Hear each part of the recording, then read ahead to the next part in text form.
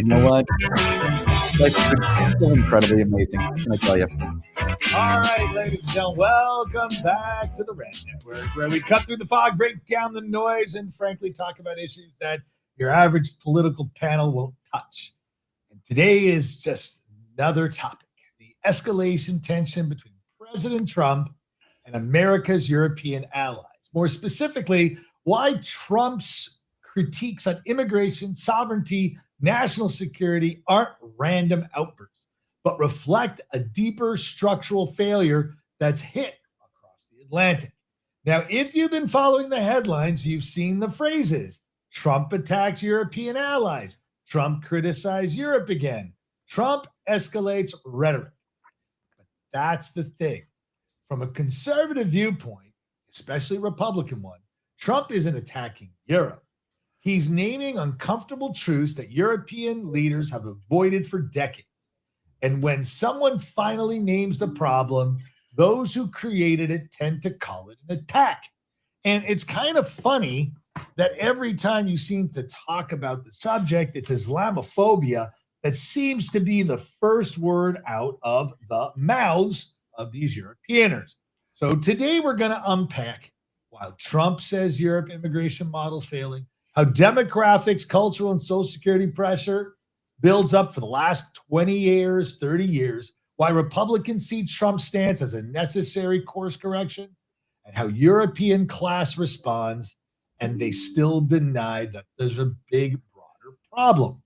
Finally, this is why American strategic interests are of the utmost importance. So we're going to dive deep, historically, politically, economically. This isn't a Twitter take.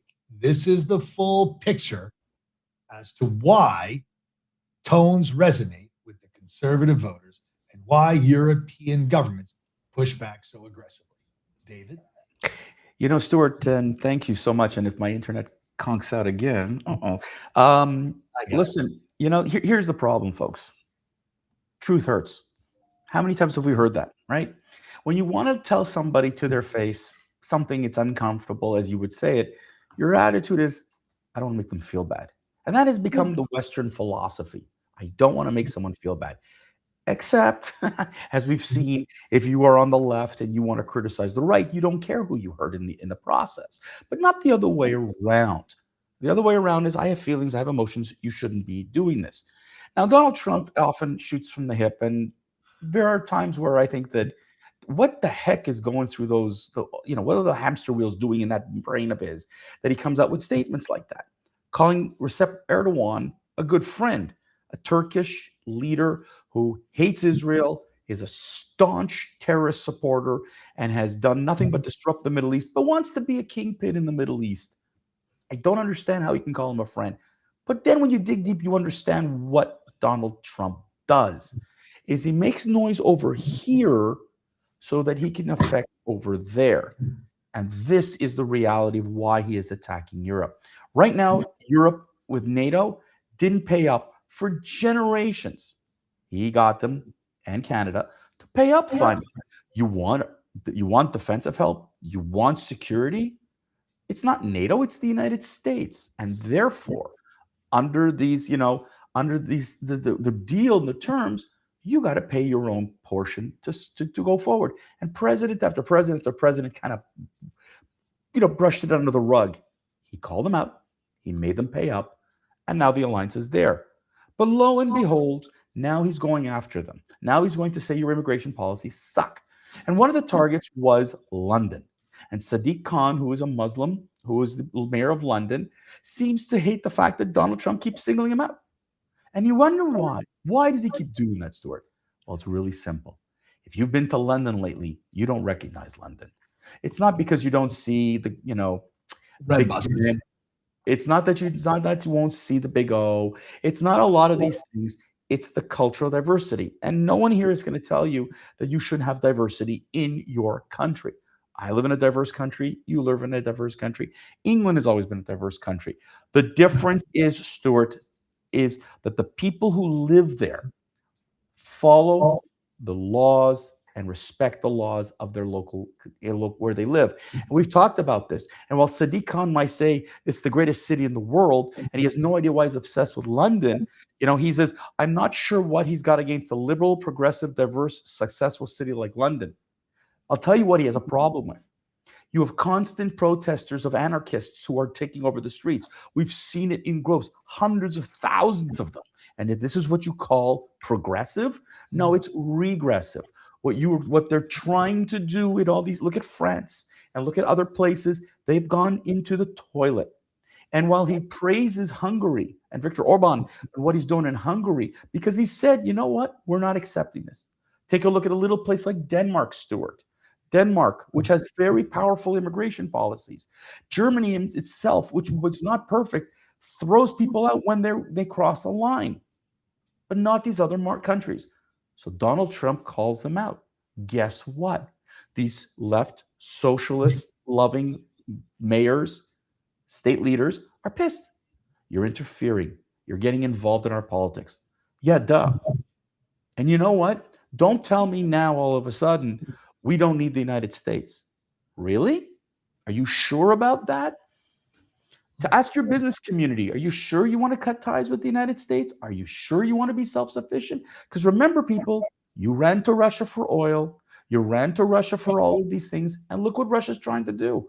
You think they're going to end it with Ukraine? Of course not. They've already threatened Poland and they've already threatened Finland. And you think Putin's going to stop? Of course not. Who's going to come to your defense? Obviously, you forgot history, that World War II would have been finished. You would have been destroyed, Europe, had the United States not got into the war. Let's be real. And the world would be a shit show and a half if the United States didn't fight the communists in Soviet Union and, of course, in China. And yes, it wasn't perfect. And yes, we have the Vietnam War. Yes, we have a problem with Korea. I get all that. But people, wake up. Your countries are changing. It doesn't mean it's bad. But when you accept a population, Stuart, that doesn't want to conform to your laws and doesn't want to assimilate to your society, you get what you get. Yeah, but it's a little bit more. It's a little bit more than just the economic dimension, right? It's the European. Can you tell my secretary I'll call her back, please? Do you mind? Thank you. It's a high tax, high regulation model. It's dependent on immigrations that were once in the thousand, now are in the millions to sustain a welfare state. It's struggling with productivity and its stagnation. Mm-hmm. It's very vulnerable demographically to collapse, where cities have been lost to religious bias, like these imams declaring Sharia law. In many cities across France and England and Germany and in Quebec, the GOP perspective demonstrates what happens when governments grow too large, demographic shrinks, borders are loose, defense budget falls, and there's a cultural cohesion erosion. You know, United States or the West was born off assimilation, leaving what you were from Europe and becoming an American. That was what everyone aspired to do from Europe. Now, was it the elite? Well, yes, eventually it became the elite because there were no one for them to marry. The damsels that flew across the pond from England to marry American tycoons to support the houses in England. You know, but Trump goes out on a limb. When the European leaders go out and crucify Donald Trump, it's okay. But when Donald Trump crucifies them and shows them how naked they are in front of the press, they have to rebuff, right? The U.S. foreign policy must reflect its interests first. Canada has discovered that the hard way. Carney thought he could be the smart negotiator. He can't. And so will Europe. Other countries, their policies have failed because of Americans' burden. Security partnership requires a partnership. Europe does not want to do it. And the instability of NATO lacks the cohesion that Europe really needs, which allows Russia, China, and Iran to advance. Do you remember a game we used to play when we were kids, David? It's called Axis and Allies. Sure do. Okay. Well, the Axis is Russia, China, and Iran. And when there's destabilization in all the other countries, they advance. Their borders increase. Because if you can't control immigration with strict vetting, you import what you are trying to keep out. You need real defense. You have to have energy independence because they're controlling the mass amounts of energy and generation of energy, right? If we go green, China wins. We go oil, we have to combat Russia. And if we don't keep cultural integration policies in check, Iran takes the henhouse with its global intifada. David? Stuart, the thing that we're talking about here, and this is what these leaders don't understand. Politicians play a different game than the rest of the world. Politicians play a game of let's be nice, but behind closed doors we'll stab each other. But let's be nice and let's not attack each other in this kind of sense, unless we're friends don't attack friends, right? And what Donald Trump is saying, guys, at the end of the day, what are you going to do? You're going to call the United States to clean up your goddamn mess. Yeah, but it's not friends. It's not friends. No. You said something that I think I want to just add to.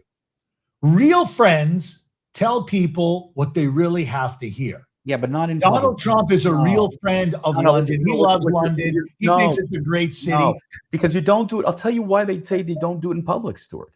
It's like you don't air your dirty laundry in public. You don't air your dirty laundry in this sense.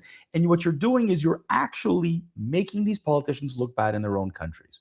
And so what they're saying is you're interfering in our political system. By you calling me out in public, you're interfering. And that in reality is true. It's true. He is interfering and he is causing disruption. And, sometimes it works and sometimes it doesn't work. And like you picked on Mike Carney, yes, Mark Carney is in power primarily because Donald Trump went and opened his mouth about Canada. This is what these leaders are afraid of, that Donald Trump is going to get them unelected. And they don't want that. And so you don't air your dirty laundry in public in politics. You do it behind closed doors. Outside we're friends. Inside you can stab me in the back. And that's what they're not used to. Trump never cared for diplomacy in that sense. Trump does deals. Like, again, I go back to what I said at the beginning. You made a deal with the devil. Erdogan in Turkey, folks in Qatar. You're making deals with devils. And everybody's kind of scratching their heads going, why? Because he's trying to affect a change in a different area. And unfortunately, it's got to be sometimes with your enemies and not your allies, especially if your allies aren't concerned like you are. Look, what's going on in the Middle East is a great example. How many of these leaders stood by Donald Trump when he came up to the Gaza plan? Well, they all rushed on their planes. They all went to Egypt and Sharm el-Sheikh. They all wanted to be there. But they were there reluctantly. They didn't want to be left out of this historical situation. That's when Donald Trump is good, because he opened the invitation to everybody to come. But when he calls them out for their failures, now he's the enemy. It just shows you that he is right, that these European leaders overall, not necessarily one or two, but these overall leaders are weak and that they are not good for their countries. And immigration is a great example. If you don't take care of it, and we talked about this in previous rants, you're going to have security problems. You're going to have cultural problems. Listen, the face of these countries have already changed. You have seen a mass exodus from these countries of certain demographics and a certain immigration from others. And you're not noticing the change in your country. You're not noticing the flavor. Are you afraid to do what's necessary? It seems like Donald Trump isn't afraid, and he's going to rattle your cages, people. So either you're going to, and if you're going to want to say we don't need Donald Trump, we'll be self-sufficient. Well, good luck. Tell that to your business community. Tell that to your military. We don't need the United States. Let's see how that goes. David, and on that, I'm going to tell you, we will have another episode on Friday. Any last words, David, before I play our groovy music? Nah, just play it out and let's get out of here. All right, everybody, we're out of here. See you later. Don't let the door hit you where the good Lord split you, because Friday we're coming back.